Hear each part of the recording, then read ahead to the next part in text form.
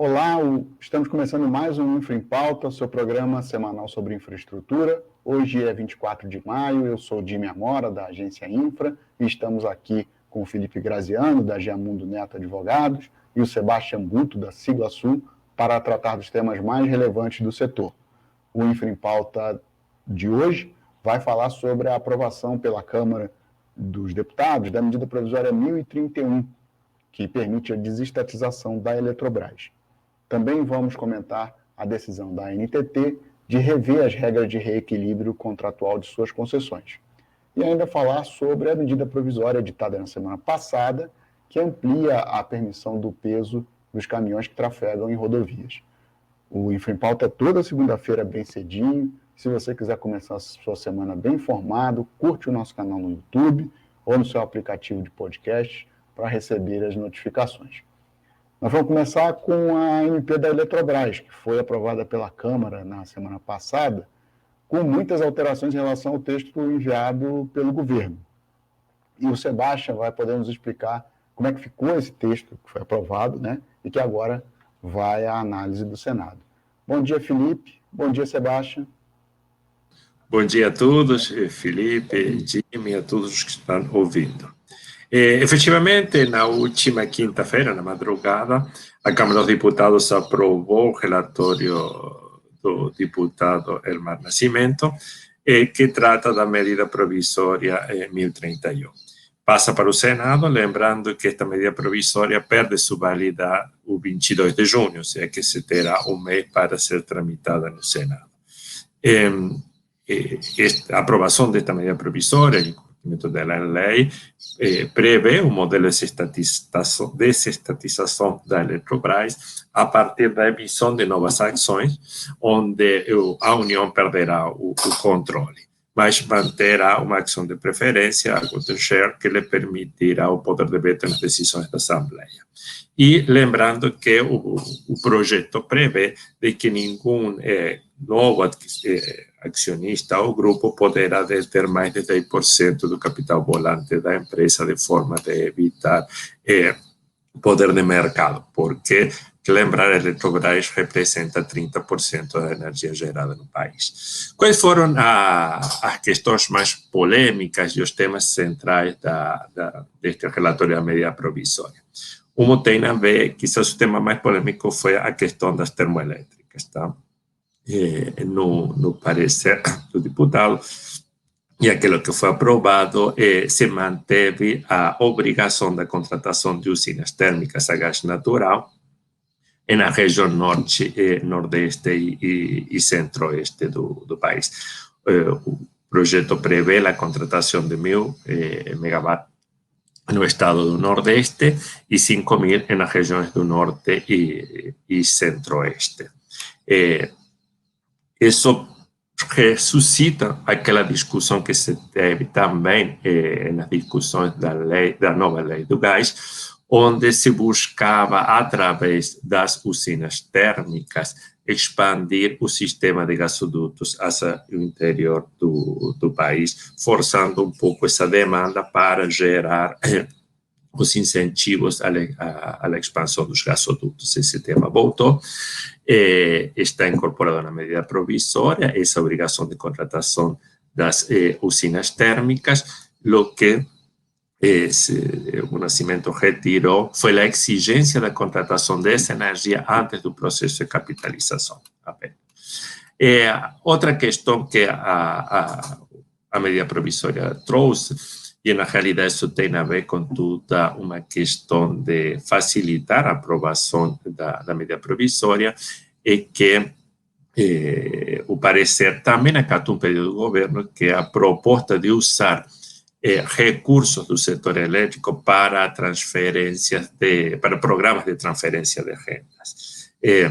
O texto prevê que eventual superávit da energia vendida por Itaipu a partir de 2023, que é quando se termina o período de pagamento do empréstimo da construção da usina, esses recursos excedentes serão divididos 75% para abater os encargos da conta de luz, em particular o CDE, e 25% irão para os programas sociais do governo. Então, ou se atendeu esse apelo do governo de utilizar parte do recurso para programas de transferência de renda.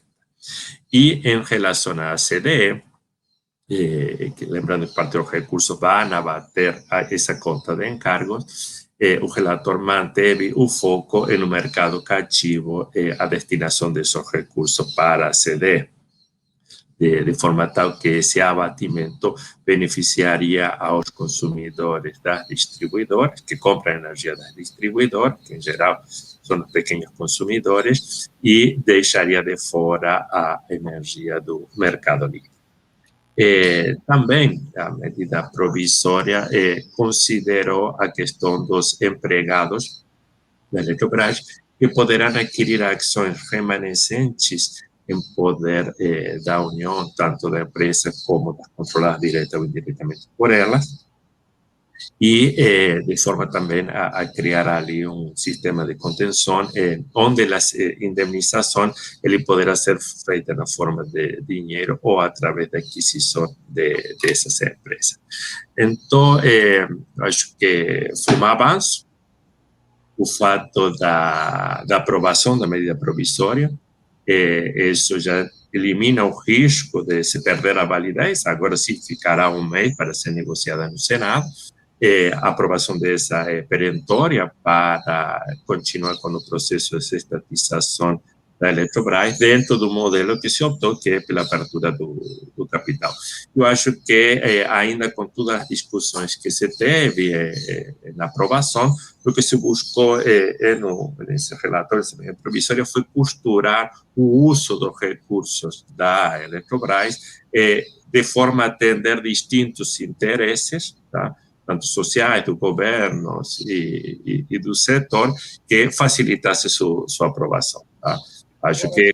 Sebastião, você acha que com as mudanças que foram lá, se obviamente elas forem aceitas pelo Senado, não tiverem, enfim, forem retiradas ou modificadas no Senado, de alguma maneira compromete o processo final, que é efetivamente a passagem aí do controle da Eletrobras para o setor privado? Eu entendo que não compromete, o que vai comprometer porque as modificações que foram feitas, estou entendendo que são mais para facilitar a aprovação que para mudar o tipo do negócio, tá? Porque tem muito a ver com como serão utilizados os recursos que virão da capitalização. Então, tem muito mais a ver com o uso que com a Eletrobras em si.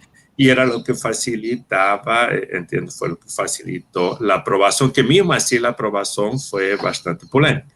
Tá? Então, o que sim pode comprometer, então, não é a transferência ou a abertura do capital. Tá?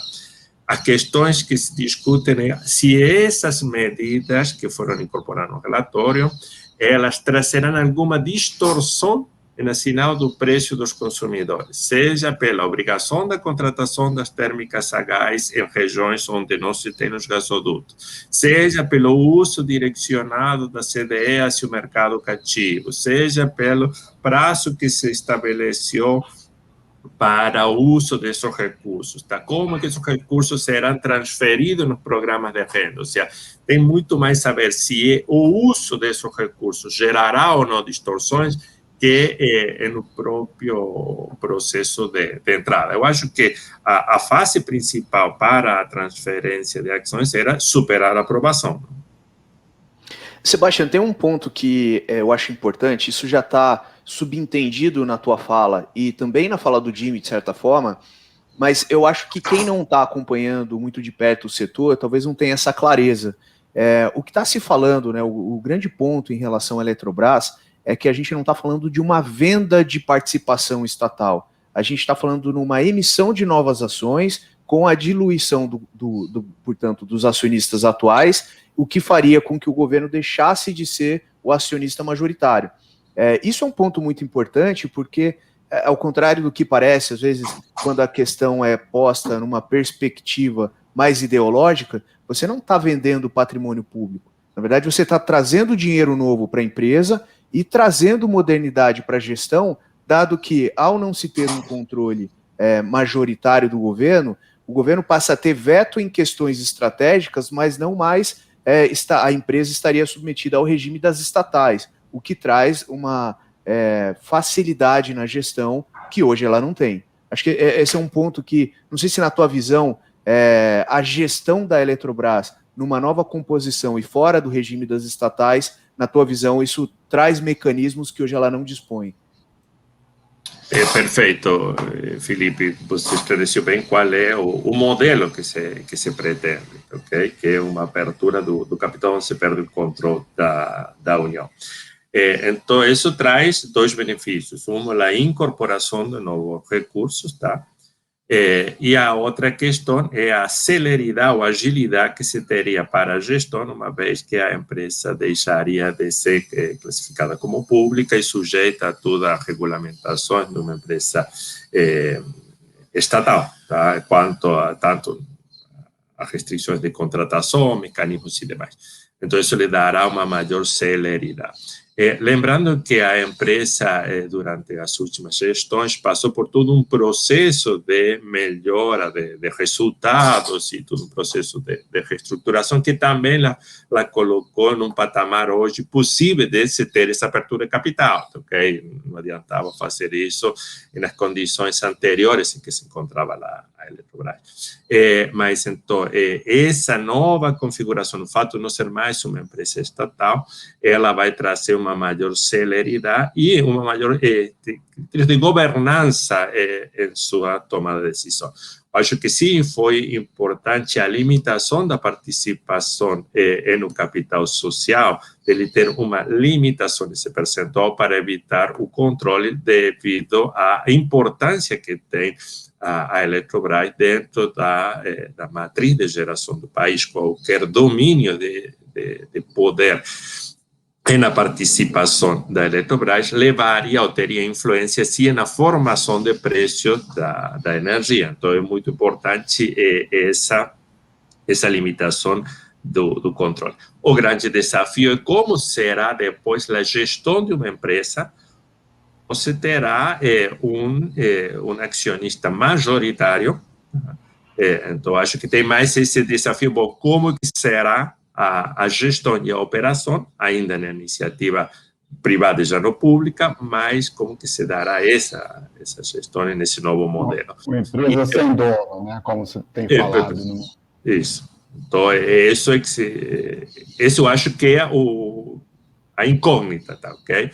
Se ela der certo, muito provavelmente seja o caminho que depois seguirá muitas empresas públicas, tá? Exatamente. Só comentando que, enfim, há algumas dúvidas no mercado, dizendo que as empresas demoram muito tempo, né? As ex-estatais demoram algum tempo até conseguir chegar a esse nível de governança em que você não tem um dono, né? Não tem um acionista controlador, vamos dizer assim.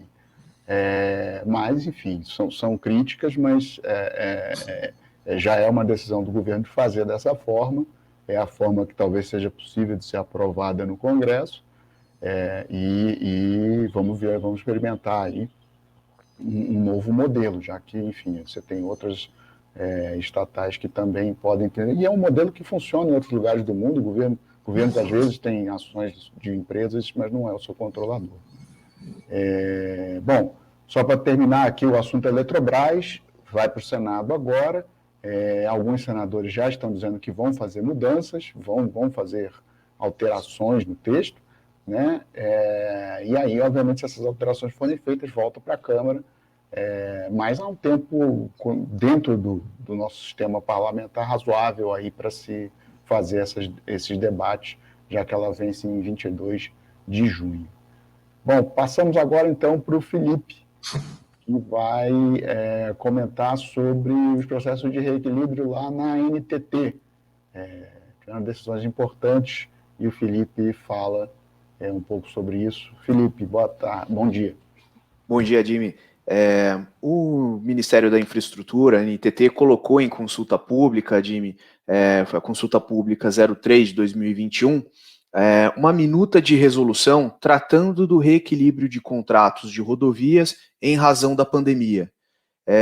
E essa minuta de resolução tem provocado muita discussão entre concessionários, usuários, transportadores, porque justamente se percebeu né? Acho que antes até de falar um pouco dos detalhes, é importante a gente contextualizar.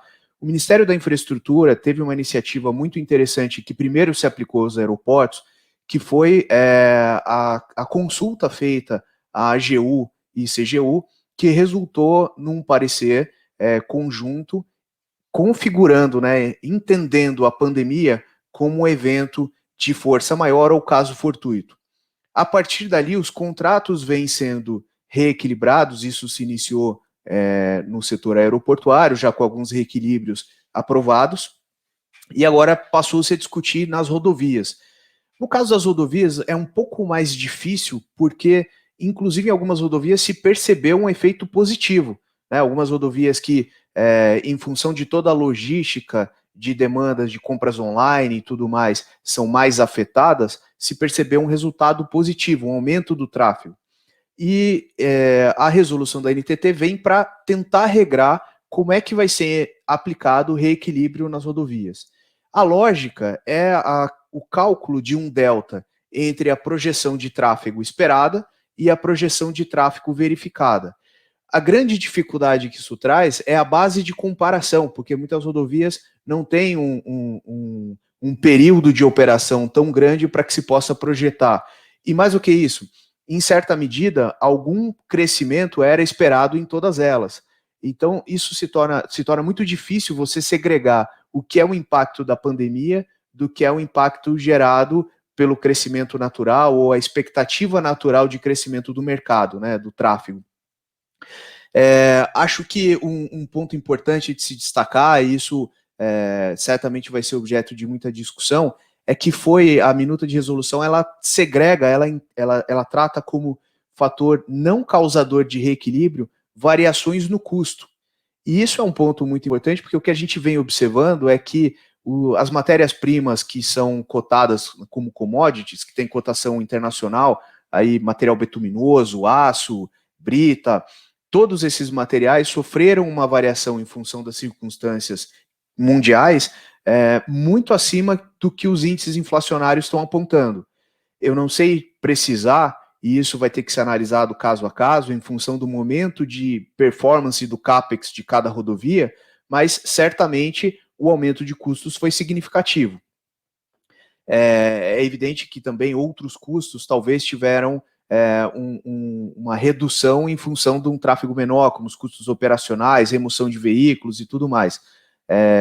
Agora, a NTT, a partir dessas reclamações, né, desses comentários feitos em audiência, explicou que pretende tratar como um pressuposto que qualquer impacto na projeção, seja ele positivo ou negativo, tenha origem na pandemia, porque se fosse analisar caso a caso, ela teria muita dificuldade. O ponto é que cada contrato é um contrato dentro de uma realidade normativa própria, por mais que se submeta, em certa medida, né, alguns mais, outros menos, às resoluções gerais da NTT. A ANAC resolveu isso pedindo o plano das empresas de 2020, né? E plano de expansão, enfim, suas metas, planos, e resolveu fazer um corte ali. O que foi para baixo é reequilíbrio, né? Sintetizando, claro que nunca é assim, tão simples, claro. Mas coisa. No caso da NTT, você acha que isso é possível, Felipe? É muito difícil, porque primeiro que são várias fases e vários modelos de concessões que estão projetados. Algumas têm planos de negócio, e nesses casos ela já esclareceu que pretende utilizar o plano de negócios como base referencial. Em outros casos, você não tem um plano de negócios e a ideia é utilizar a média de tráfego com a projeção de crescimento prevista em contrato. E isso vai trazer uma dificuldade muito grande. A intenção inicial, explicitada na resposta aos comentários, foi de que ela não pretende fazer essa análise específica caso a caso. Se a ideia é projetar uma banda com piso e teto, o que passou dessa banda é impacto positivo, o que tiver abaixo é impacto negativo, e se reequilibra a partir daí. Acho que um outro ponto muito importante é que ela também manifestou uma preferência de, em regra, reequilibrar por tarifa, o que gerou um debate muito grande, porque, evidentemente, muitas empresas de transporte foram afetadas, algumas que talvez trabalhem com comércio online tiveram um impacto positivo, mas os usuários em geral, a economia como um todo, tem sofrido muito com a pandemia. E é evidente que o reequilíbrio é devido, né, no caso de constatada uma variação, mas se precisa pensar realmente numa alternativa que minore os impactos para o usuário, de fato. Talvez pensando em prazo, em algum tipo de compensação, numa revisão do plano de investimento, talvez, mas evitando ao máximo impactar a tarifa. Tá certo. Bom, além desse processo de reequilíbrio, né, vamos chamar assim, a agência na semana passada também teve uma resolução relevante, que é mudando suas regras de reequilíbrio dos contratos, como fazer o reequilíbrio dos contratos. E aí a mudança ela aconteceu porque por volta de 2016, 2017 ali, houve uma resolução, no início dos debates, uma resolução que determinou que os reequilíbrios, né, para introdução de obras novas na agência, nas concessões, só poderiam ser ter os efeitos financeiros para os usuários posteriormente à obra. E isso causou um problema sério, porque as obras, isso tornou inviável a realização de obras, principalmente as de maior porte. Você agrega todo o custo financeiro, né, Jimmy? Se você tem que terminar a obra para depois replicar, né, o impacto na tarifa, você traz todo o custo financeiro de manter isso represado antes de dividir com o usuário o custo, né? E no ano passado houve um problema grave com isso, um problema efetivo, uma obra que era feita uma obra da Litoral Sul, em que era necessário fazer o reequilíbrio, uma concessão lá em Santa Catarina. O TCU entrou com uma representação dizendo, olha, a regra não é essa, completamente correta. E aí a NTT teve que explicar o porquê, e se comprometeu a mudar o porquê que não era possível fazer, porque a empresa simplesmente disse, olha, do jeito que eu não consigo financiamento e não vou fazer a obra.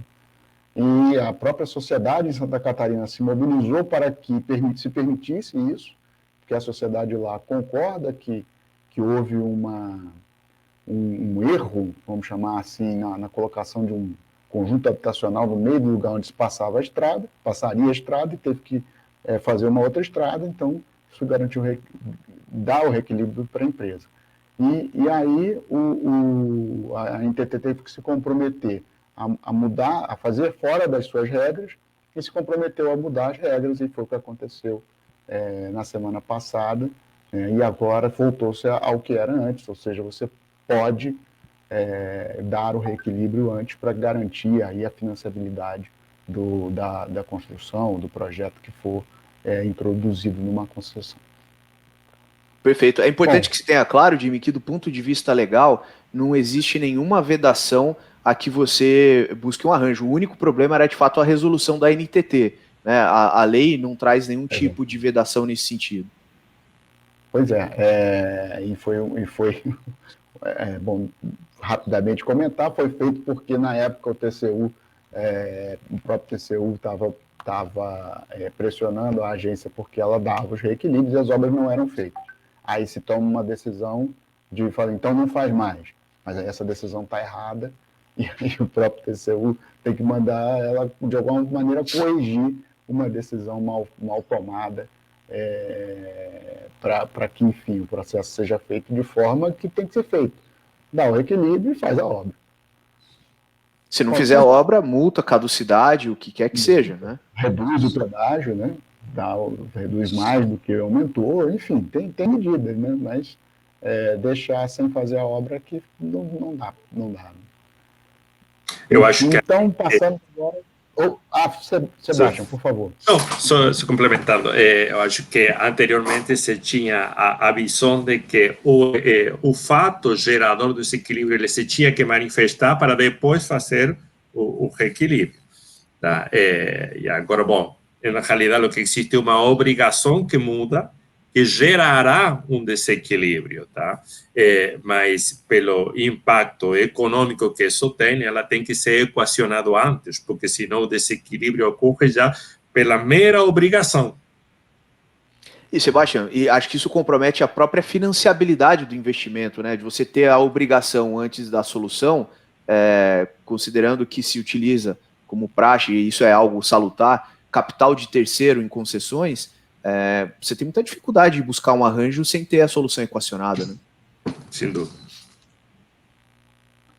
Tá certo. Bom, então vamos passar agora para o tema final aqui do nosso Infra em Pauta de hoje, que foi a medida provisória editada na semana passada pelo governo para, na prática, vamos chamar assim, aumentar a possibilidade dos caminhões trafegarem com mais peso e não serem punidos pelas balanças, né, pelas medições feitas na balança. São duas medidas, basicamente. A primeira, a que impede que os caminhões que os caminhões com até 50 toneladas de peso bruto, eles não precisam mais ter a medição do peso por cada eixo do caminhão. E, obviamente, então, somente o que é chamado de peso bruto total. A segunda medida diz que os caminhões, obviamente, acima dessa pesagem, né, de 50 toneladas, eles podem passar a ter uma tolerância, as balanças podem tolerar uma variação de peso de até 12,5% em cada eixo medido, né? E, no caso, até agora, até antes da medida provisória, essa tolerância era de 10%. O governo alegou que fez isso porque teria um custo muito pequeno para as concessionárias e os governos que tomam contas de rodovias, num cálculo que o Marcelo da Costa, que é o secretário de Transportes Terrestres do Ministério da Infraestrutura, informou ao jornal Valor, seria um custo, um desgaste a mais de menos de 2% no pavimento ao ano, né, por causa desse aumento, e isso teria como benefício evitar que os caminhoneiros parassem por muito mais tempo do que o necessário para fazer as pesagens, e alguns caminhões alguns fossem punidos por um suposto desvio da carga durante o trajeto, que coloca mais carga num eixo do que um de outro, né? Mas mas o fato é que isso desagradou muito tanto as empresas quanto os governos locais, porque na prática isso vai significar mais custo para elas. E aí, no caso das concessionárias, né, custos que vão ter que ser reequilibrados, porque a regra é bem clara em relação a isso. Houve uma mudança legal, essa mudança legal cria custos, criando custos, ele precisa ser reequilibrado. Felipe. Tem algumas questões, né, para a gente avaliar em relação a esse tema. Acho que a primeira delas, você mencionou isso no começo da nossa conversa, existe um problema ainda não resolvido em função de um planejamento equivocado ao se incentivar de forma não pensada, não planejada, a venda de caminhões no passado. Então você tem hoje um setor que está ocioso e tem força política, né? Já fez uma paralisação e isso trouxe muitos impactos, e em certa medida o governo vem ao longo do tempo trabalhando com pequenos incentivos para não virar, ou melhor, atestando talvez que tenha virado refém de uma nova greve dos caminhoneiros. Foi assim com a suspensão da cobrança por eixo suspenso, né, na verdade com a eliminação da cobrança por eixo suspenso, está sendo agora novamente. Só que isso traz impactos em contratos que têm uma equação que precisa ser balanceada ao longo de muito tempo. Então, acho que esse é um primeiro ponto que que a gente precisa fazer uma reflexão se o caminho para enfrentar o problema da falta de planejamento no incentivo que foi feito no passado para a venda de caminhões, se seria esse o caminho, talvez atrapalhando um planejamento de infraestrutura de longuíssimo prazo e que gera muito investimento e tudo mais. Então tem essa questão. Eu não sei se você quer comentar ela e a gente vai falando. Não, só para comentar ela, há um programa, não dá nem para chamar de programa, é um estudo ainda, estudo sendo feito pelo Ministério da Economia, com participação do Ministério da Infraestrutura, de você tentar reduzir, ou melhor, não reduzir, mas trocar a frota muito velha nossa por uma frota mais nova, mais econômica, né? E não cometer aquele erro que foi cometido lá quando se incentivou a compra de caminhões, diante de também com essa justificativa de modernizar a frota, mas não se tirou os caminhões velhos. A ideia é pegar os caminhões que forem levados, né, para troca, vamos chamar assim, e destruir, de alguma maneira, destruir para você não ter essa super oferta que acabou acontecendo ali com a política que aconteceu de 2012 a 2014 nos caminhões, só para ter essa informação.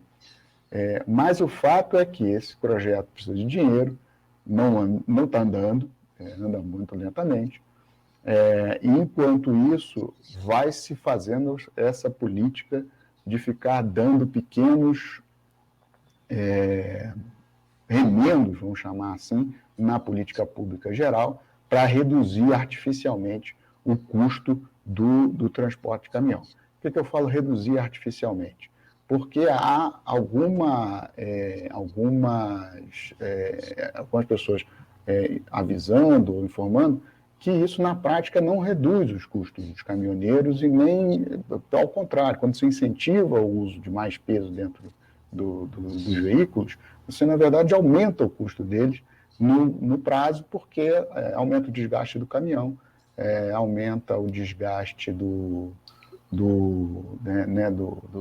veículo, combustível, pneu, combustível, tudo isso, você não vai conseguir cobrir os custos depois que você vai ter a mais. E, além disso, você socializa custos, né?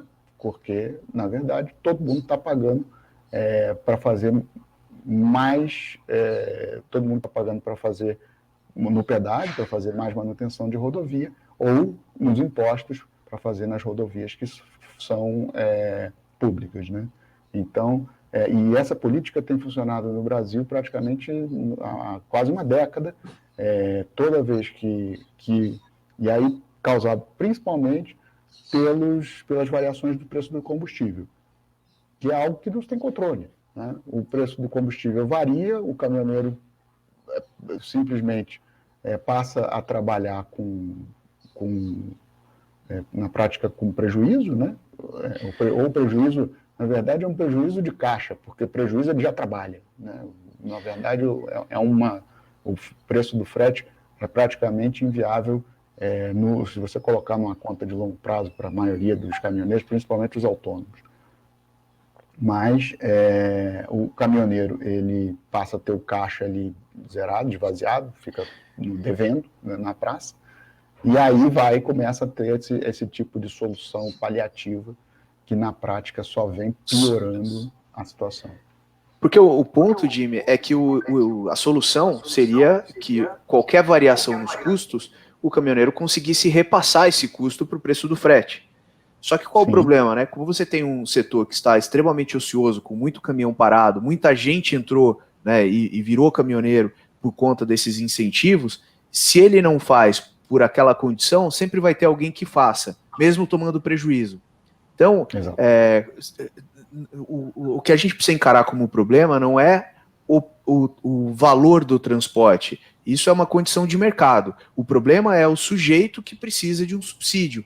Então, talvez a melhor forma de se enquadrar isso, ao invés de criar um problema em cadeia que, em última análise, está afetando a infraestrutura, talvez a melhor forma de se encarar isso seja pensar no caminhoneiro e ter um subsídio para a pessoa física do caminhoneiro, daquele sujeito independente que passa a vida no caminhão ali para cima e para baixo, que é esse que também cria o movimento. E não dá para dizer que não tem legitimidade também no pedido que eles fazem. É claro que acho que há uma certa distorção em achar que se pode tabelar preço de combustível, tabelar preço de frete. Essa não é a saída, né? Sebastião, eu acho que você tinha pedido um comentário, fica à vontade, por favor. Sim. Não, são dois comentários, na realidade. O primeiro tem a ver com a questão esta de flexibilizar aquilo que seria, entre aspas, a penalidade por excesso da carga, tá? E essa flexibilização, como o Jimmy bem falou, eu acho que ela traz consequência para os outros que não são responsáveis por aquilo, tá? Para os outros usuários da rodovia. Isso acontece em qualquer outro setor de infraestrutura, onde você tem um regulamento do serviço, ok? Esse regulamento do serviço é aquilo que determina os deveres e obrigações das partes, tanto da concessionária quanto dos usuários. E esses deveres dos usuários, em seu regulamento dos serviços, tem um esquema de penalizações, multas ou sinalizações de preço que buscam que aqueles prejuízos causados ou maiores custos causados por um determinado tipo de usuário sejam pagos por esse tipo de usuário de forma tal de, através desse sinal do preço, você corrigir uma conduta do consumidor. Então, se se flexibiliza, e eu fazendo uma extrapolação a todos os demais serviços regulados, tá? Se você flexibiliza essa condição para um determinado usuário, que é o que faz? O custo se termina gerando, a empresa tem direito a um reequilíbrio, porque se mudou uma condição prévia ao seu contrato, e esse reequilíbrio termina sendo pago por todos os consumidores. Então, se perde o sentido da existência desse regulamento de serviço. Então, se perde o sentido de existir uma balança. Se você começa a flexibilizar, porque já vai deixar de utilizar esse instrumento para evitar um uso inadequado ou gerar um custo que depois paga por tudo, você começa a distorcer os instrumentos. Eu concordo com que o setor dos caminhoneiros, o segmento dos caminhoneiros precisa de alguns apoios econômicos, em particular nesta situação, porque o setor dos caminhoneiros trabalha com um capital intensivo. Depois que você tem no caminhão, tem o custo do capital, você tende a subestimar o custo do frete para poder ter a manutenção, mas não permite a reposição. Okay? Então, mas aí é um problema da precificação do frete, da tabelação do frete e tal, mas querer corrigir esse problema por outro é criar problemas em cadeia. Perfeito, Sebastião. O último comentário... Colocar... Não, só, Felipe, antes de você, depois eu passo para você, só para colocar, porque teve também uma MP que tem um caráter um pouco mais estruturante, como vocês falam, que é a MP do Documento Eletrônico de Transporte, que chamam de DTE. Essa, sim, tem um caráter um pouco mais estruturante. Ela, na prática, vai fazer uma tentativa, porque, enfim, não é simples, ela coloca as condições, mas não é fácil mexer com documentos fiscais no Brasil. Ela coloca uma tentativa de se juntar mais de 40 documentos, num só chip, vamos chamar assim, ou no celular, ou onde for o instrumento, para que a fiscalização dos caminhoneiros, para que o transporte da carga seja simplificado e se crie condições, aí é a defesa do governo, e é uma defesa que está correta, para que se tenha um controle sobre as receitas, né, desses caminhoneiros e dê as condições para que eles possam ter melhor financiabilidade, que eles possam entrar no mercado bancário, coisas desse tipo, e evitar uma coisa que é muito nociva para eles, que é não receber por tudo o que está determinado em lei. Por exemplo, eu vejo vários caminhoneiros reclamando que é sobre o preço do frete, sobre o preço do pedágio. O caminhoneiro não paga pedágio, quem tem que pagar pedágio é o embarcador. Só que isso acaba não acontecendo, porque não tem como controlar, então o embarcador toma aqui, o dinheiro é esse e você se vira. Entendeu? Quando, na verdade, você não precisa nem passar na praça de pedágio. O dinheiro poderia sair, e é um outro trabalho que o governo está tentando fazer, o dinheiro podia sair do embarcador direto para a concessionária. Não precisava nem passar, dar o dinheiro ao caminhoneiro. Né? Passou ali, já sai da conta do embarcador para a concessionária e está acabado. O caminhoneiro tem que pagar, é lei isso, mas eles acabam tendo que pagar por causa dessa falta de controle, e aí essa medida provisória do DTE, ela tenta aí fazer aí sim uma medida mais estruturante e pode ser que ela ajude a melhorar essas condições dos caminhoneiros. Esse é um ponto importante, porque muitos dos subsídios que vão tentando se criar por vias tortas acabam não atingindo quem se pretendeu beneficiar, né? Fica no meio do caminho e cria mais problema do que solução.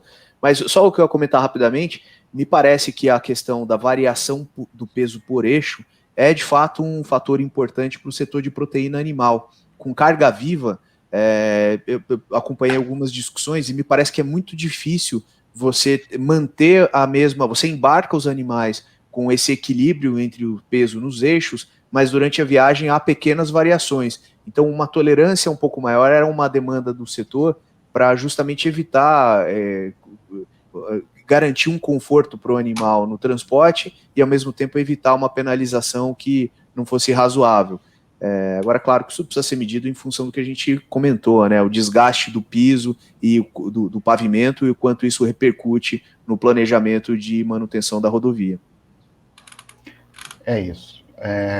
Enfim, bom, então temos aí, e depois, obviamente, a dificuldade para se fazer esse reequilíbrio, né? Como os reequilíbrios de uma mudança anterior na pesagem dos caminhões, acho que de 2015, se não me engano, não estão concluídos. A maioria dos reequilíbrios também pelo eixo levantado também não estão, pelo que a gente tem informação. Então, enfim, e aí, mais uma vez, né, você passa a conta para frente e cria um esqueleto que um dia vai ser pago, que é o que está acontecendo agora com as concessões da CRT e da Dutra, né, que já acabaram, e o usuário continua pagando praticamente o mesmo pedágio, quando poderia estar pagando um outro pedágio que estaria financiando uma melhoria das obras, uma melhoria da rodovia com novas obras. Mas não está pagando a conta que não foi paga lá atrás. Tá certo? Então, vamos concluir que a gente já falou a beça, né? Só 3 e a gente falou praticamente ao mesmo tempo, né? O Maurício hoje não pôde estar com a gente, mas já volta. E nós estaremos aqui na semana que vem para voltar a tratar aí dos temas do setor de infraestrutura. Felipe, Sebastião, algo mais? Então, vamos encerrando. Muito obrigado pela sua audiência e até a semana que vem.